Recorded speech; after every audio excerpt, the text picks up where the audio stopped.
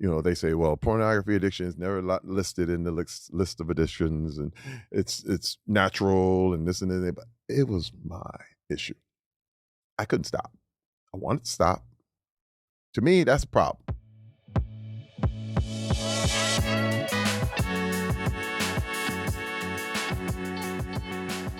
What's up, you guys? Welcome to the Road to Recovery YouTube channel, a video series to encourage men battling porn addiction. And in today's episode, I'm going to continue my reaction to Terry Crews's viral interview with Neal Brennan. Now, last week, I reacted to the beginning part of that interview, and we'll finish it off in today's episode.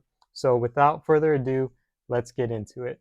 Now, I gotta say this because a lot of people feel like, they say, well, pornography addiction is never listed in the list of addictions, and it's natural and this and that. But it was my issue. I couldn't stop. I wanted to stop. To me, that's a problem. I know kids that eat, paint chips, can't stop. Yeah. It's a problem. Yeah. It may not be listed. Right. But if you have the urge to grab that paint chip and eat it all the time, that's a problem. Yeah. I don't know what to tell you. For me, this was a problem. And I said, I got to do something about this.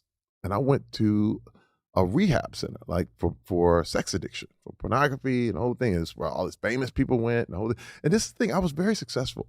Mm-hmm. Because what happens is that I would feel guilty and then I would do a whole lot of great things to make up for that. You know what I mean? Mm-hmm. So it's very motivating. Like, let me get myself straight. No, what? I'm not that guy. Yeah. I'm going to do this. And it was like, I say this, I say underachievement and overachievement, it comes from the same place. Like, if you're an underachiever, you live under a bridge. But an overachiever lives under a bridge he owns. Because he's built that thing. You know what I mean? Yeah. So now no one can see me. Yeah.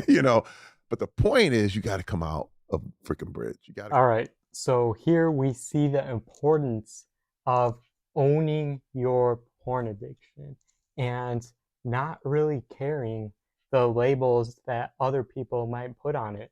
Because a lot of people might say that watching porn isn't a problem, but you can't go off of what other people are saying. If it's a problem for you, then it's a problem, and that's all that matters. So you have to be able to own the addiction for yourself in order to be able to recover from it.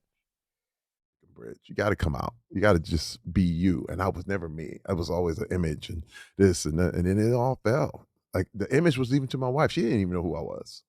You know what I mean? Well, that's what I'm wondering. It's like, how do you just have to rebuild the whole relationship after that?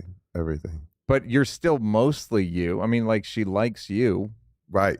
She's in love with you. There's this other Terry that she didn't know anything about. It was double life. That's what the whole thing is called. It's called a double life. And she liked this life, but this other thing was like, what are you doing? And I had to be very, very honest about everything. Like, I'm talking right to you right now, you know?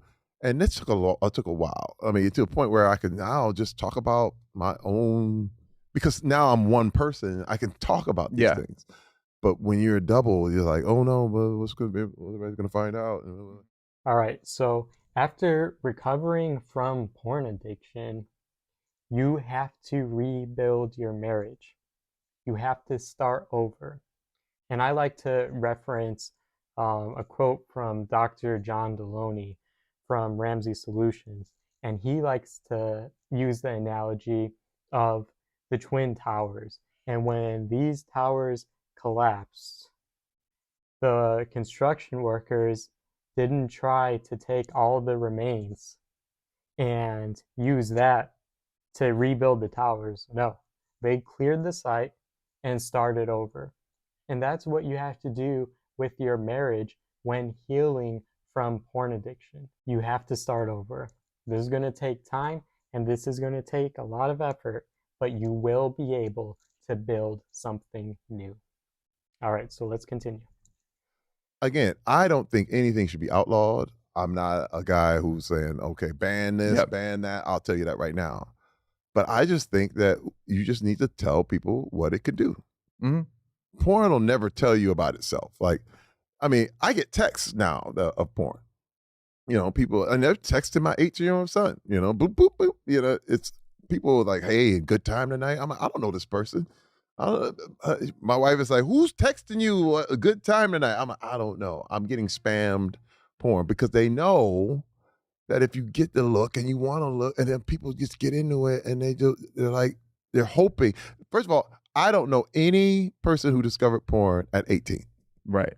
It's always when they Yeah. get you as a kid, because the whole point is to get you hooked. It's like, oh, It's I also mean, just you demand. give the crack away Yes. and it sells itself. Correct. That's the point I'm trying to make. It's just a little bit like, tell everybody what it's doing. Okay. The contrarian in me says, I discovered porn at the same 12, 13. I'm just like, a masturbate once. That's good. Right? So is my relationship healthy? Is there such a thing as having a healthy relationship with it? Or is the whole thing like condemnable? I think that has a lot to do with you. I think that you are healthy. If that's the case, I know people. Listen, I know people have a drink and they're fine. Yeah, but same then here. The other people, it ruins their lives. Yeah. But do I think there should be no alcohol? No, I think it's up to the person. But for my personality, for who I am, it's not a good look. It just doesn't work. Yeah. You know what I mean? And I know a lot of people who are not. See, this was the opening. This is the eye opener, because I thought everybody was. Mm-hmm. And I thought everybody had a double life. Yeah. And I thought they would like, man, I don't do that. And I'm like, oh. All right. I want to quickly stop here because I just want to add on to what Terry is saying. I think there is 2 mistakes that we can make in our recovery. The first mistake is fooling ourselves into justifying our porn use by saying that it's okay because everyone else is doing it. Don't worry what everyone else is doing. Focus on yourself and make yourself a better person. The second mistake we can make is trying to convince other people of the harms of porn. We don't have to be social justice warriors during our recovery. Once again, it doesn't matter what everyone else is doing. Other people might not have the same struggles as you, and that's okay. Focus on your own recovery. All right, so let's see what else Terry has to say. What? And see, this is another thing. It's funny because people say, well, me and my girl, it's all good and we do it together. And then I totally get it. But if she said, I don't want to do that anymore. Now all of a sudden it's like, what was that? What? You'll find out if you have a problem if she says, no more. Yeah. You're like, but we used to do that. And I know people who broke up because they like, you don't want to do that no more. And I need it. So yeah. You know, you start to understand who's the boss here. Okay, so this is actually a really good point that Terry is making, because even if our spouses were okay with us watching porn, and the example he uses as couples watching it together, well, what if your spouse wanted to stop watching porn? Would you be able to stop? And even if your spouse was okay with partaking in this as an activity once in a while, you have to remember that as an addict, this is something that is a compulsive behavior.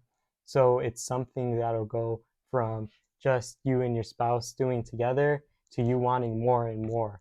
And it will never be enough, just like it's been for your entire life. There's no way of controlling it like this. You have to cut it all off. So don't fool yourself. You have to remember that it's always going to escalate and that it will always be a problem in your life. So you just got to cut it all out. Remember this. All right, so let's continue. How did you stop? Did you just block it on your phone and it was all kind of techniques. I mean, I just became very, very honest. Gave passwords to my whole family. My wife knew she could grab my phone at any time. She could look at you never erase the history, you know, stuff like that. And that works for the beginning, just to get. And then after a while, you have a new system of living. Yeah. And then this is another thing is that I learned willpower doesn't work. You have to replace it with stuff. So this is how I became Mr. Do a lot of good stuff. Like I became very, very active as an actor. I started hosting. I started doing, I mean, when I quit porn, my career went pow. You can almost see where Terry does everything. Like I'm Terry Crews. Welcome back to me not masturbating.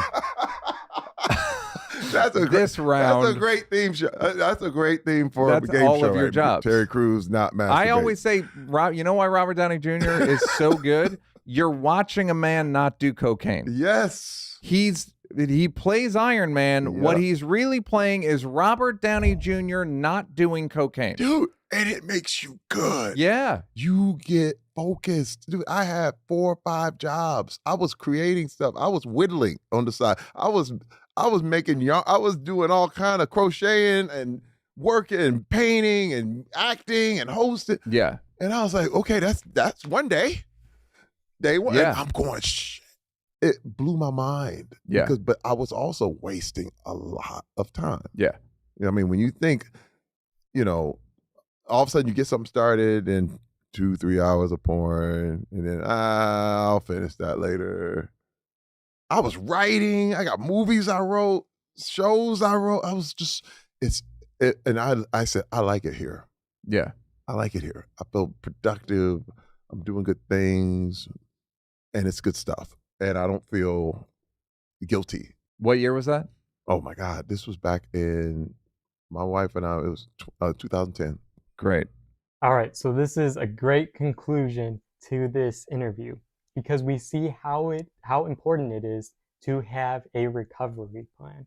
Willpower isn't enough, honestly. You can't just will yourself into living a porn-free life. You have to take action, create a plan, and then after you have a plan, find other hobbies that you can partake in.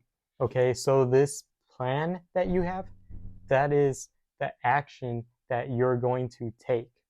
And the hobbies are things that you can passively do. You need both of them, okay? Because when you have times arise where you are experiencing different triggers that you might have in your life, then without the plan, you will fall back into porn. You will relapse. So you need to combine the two things. Combine a plan, combine being intentional with other hobbies, different passive things you can do in your life. You need to combine the two things. All right, you guys. So hopefully you learned as much as I did from this interview with Terry Crews. I thought it was extremely informative. And if porn addiction is something that you guys are struggling with, really do consider subscribing to my YouTube channel so I can help you out on your road to recovery. Until next time.